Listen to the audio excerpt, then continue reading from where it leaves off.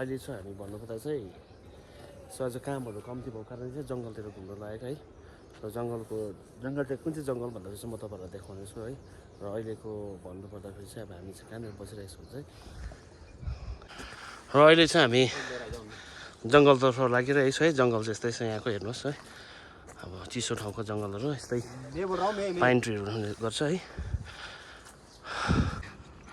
सफा टाइपको देखिन्छ।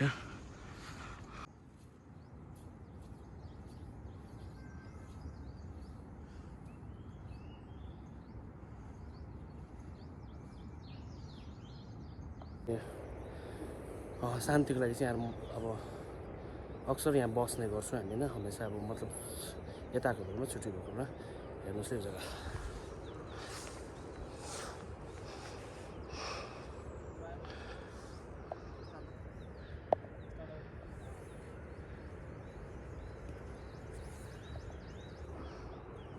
यहाँ आयो भने चाहिँ हामीलाई कति आनन्द होइन, सुनसान। र म चाहिँ तपाईँहरूलाई चाहिँ अलिक माथि नै लगेर देखाउनेवाला थिएँ कि बाटो चाहिँ यस्तो भइसकेको छ हेर्नुहोस् न, गाडीले छेकेर होइन, पुरा गाडीहरू अहिले होइन।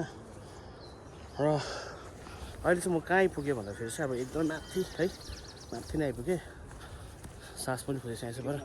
यो जति पनि देख्नुहुँदैछ यो रुखहरू छ नि, यो सबै चाहिँ एप्पलको स्याउको रुखहरू है। अब फुल फुल्ने बेला भयो, अन्त अब अलिक दिनमा चाहिँ यसको फुलहरू फुल्छ। र यसको चाहिँ जति नै अनरहरू सबै तल गाउँमा बस्छ है।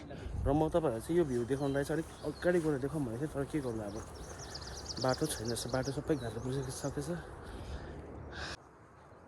र फाइनली गाइस म चाहिँ त्यो ठाउँ आइपुगेँ। म चाहिँ तपाईँहरूलाई देखाउनु चाहिँ त्यो ठाउँ चाहिँ कहाँनिर भने अहिले चाहिँ म यहाँ ठुलो ढुङ्गामाथि चढेर चाहिँ म तपाईँहरूलाई यो दृश्य देखाउने छु, हेर्नुहोस् त।